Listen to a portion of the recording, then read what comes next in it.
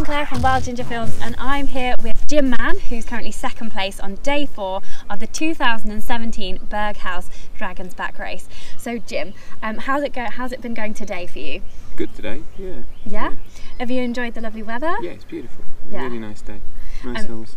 And it was a bit of a better day than day 3. Would you like to tell us a bit more about what happened to you on day 3, just for the benefit of everybody watching at home who's your mate and is going to rib you mercilessly about this at the end? Yeah, so I made a nav error, quite a big one. I came off Cadair Idris on the wrong ridge and took a long while to figure it out, so dropped probably about an hour and a quarter in time there, which was pretty careless. Oh, and how did that make you feel during? Well, my immediate concern was that I was going to get timed out at lunch, because I'd had a late start and the cut-off at lunch is the same for everybody. So I had to get quickly back to the support point, and I was under a bit of pressure for that. I had about an hour in the end, but I was quite worried for a while. So you're worried about just staying in the race, not just your place and keeping it first or second place? Primary aim, get round the dragon, get your dragon. Second aim, do as well as you can, but at that point I just wanted to, I'd been leading at the start of the day and it turned into a survival. Very quickly, went horribly wrong.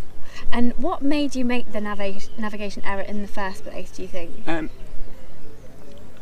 I don't know, because I've got the compass out. It's quite a fiddly ridge.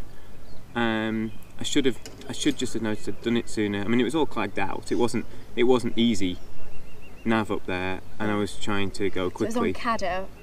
Was it near the top of Cadair? Yeah, like you come off mist? the top. Yeah, and I've just drifted slightly too far to the left-hand side, and left the main ridge onto a subsidiary ridge, and then gone quite a long way down it before I've realised I've done anything wrong at all. Yeah, because the first we knew about it was on Twitter, where your partner for the Nick Barber, the original mountain marathon race, he actually put a picture on Twitter, very, very helpfully, of everyone going along the ridge on the tracker, and then there was you just down the bottom, like in a valley, and we were all going, oh, maybe he's just gone for an ice cream, or maybe he's thrown his tracker over there, or maybe he's attached it to a passing sheep.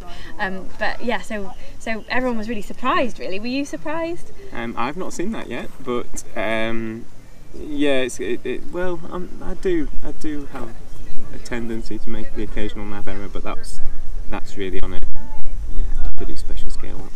So what advice can you give to anyone who's thinking of doing a race like the Dragon's Back race? How would you avoid such errors? So one of the things here is you're allowed to carry a GPS, but I chose not to, because the roots of the sport is to use map and compass, and I've kind of tried to stay pure to that. Maybe I'll have to reconsider that in light of that error. Yeah, could be something to consider. Yeah. Ah, that's interesting. You can't navigate as quickly with a GPS. You can navigate a lot quicker with a map and compass, but a GPS will tell you where you are if you have made a mistake, so you can relocate quickly. Yeah. And the other thing with them is they'll tell you, if you set it up correctly. Other people here are using them, and they beep when they come off the track. Oh, that would be really handy. Yeah, so they know that something's going wrong and they can check on it. So there are a lot of benefits to using them, but it just doesn't feel quite. It seems to be like a GPS watch for the, like a sat nav for the hills. Yes, yeah. They're using the Suntos and Garmins and things like that. Yeah. Do you think it takes a bit of the skill out of it? Yeah. Well, yeah. I think it depends. It depends on the nature of the event.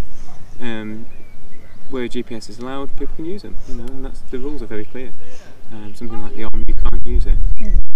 The GPS, so it's very different. But I have Nick there, and he's obviously faultless with his nav. I'll be watching for some errors. So. Yeah.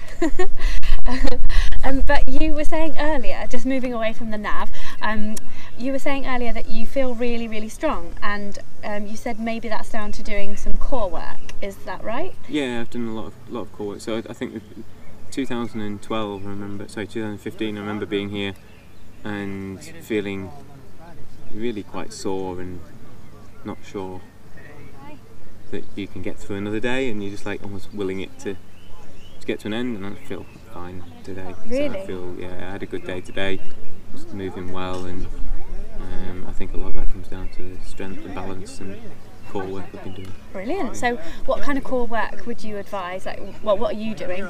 A whole range of stuff.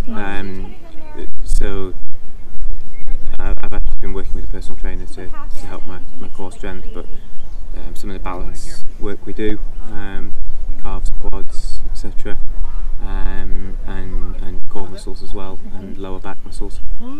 So is that in a gym, or is it like on a mat? Like yeah, it's all house? body weight. No, it's in a gym, but it's nearly all body weight. Okay. And balance ball and balance platform, sort of things. And is it different every time, or are there kind of 3 key ones that he keeps coming back to, this personal trainer? So she's been building it up at different levels. So it's initially start off with what I can do, and then moving on to things like, even now we do one leg squat jumps and things like that. I couldn't have dreamed of doing those 6 months ago. That sounds sort of like plyometrics, that kind There's of thing. an element of that, yeah. So some of that starts to come into it as well. Yeah. Which is where you're really trying to work the balance and coordination, I guess. Fantastic. So not just running training for the dragon's back, and not just being on top of nav, but also core strength as well. It's just really giving you the edge. Yeah, I think so. It's made a big difference. Made a huge difference to recovery. And being able to go day after day. Day after day, yeah. Well, that's really good to know. Yes. Okay, that's brilliant. Any thoughts on tomorrow? Any strategy or a plan? Yeah, we'll see what happens. Just go out and enjoy it. Yeah, out and enjoy it. And the main thing is to get that dragon. Get that dragon. Primary thing, objective, get the dragon. There's 8 minutes between Marcus, who's ahead of me, and myself now after today. So I've closed it back down again, and we'll see what happens with that 8 minutes. Fantastic. Well, you've done really well to get it back, and 8 minutes, everything to play for tomorrow, so we'll see what happens. Good luck and congratulations. Cheers.